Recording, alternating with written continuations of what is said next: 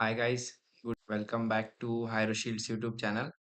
Today we are going to solve a new challenge on Scilabs or Pico CTF previously known as. The challenge name is Scan Surprise. So here for this challenge we have given that I have gotten bored of handling out flags as text. Wouldn't it be cool if they were in image instead? You can download the zip challenge file here. So here they are suggesting that the flag is not in usual text format but rather in an image format instead. So what we will do, we will just as our usual step, rather than downloading this directly, we will copy the clean link for this using the web shell that Scilabs provide. We will just put wget, we will paste the link, and yeah, it's been downloaded. So what we will do, we will just unzip this zip file, challenge dot zip.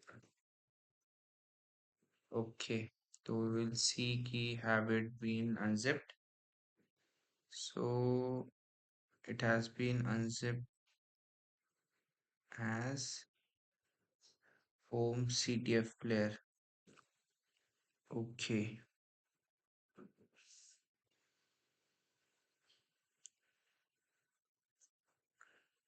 here we can see a folder as named as home. So we will do cd home. So once we are under home, we will follow this path. We will So here we need a path, not a file name. Yeah, we are in drop-in. So here we have a flag.png file. So this one is PNG file, and to open this we need a UI.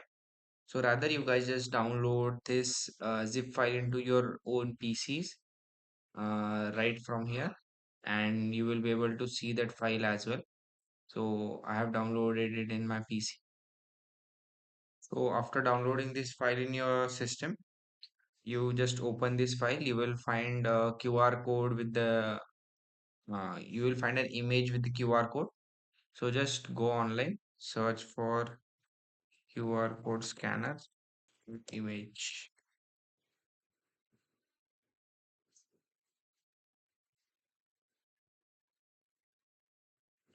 So I will just put in file here.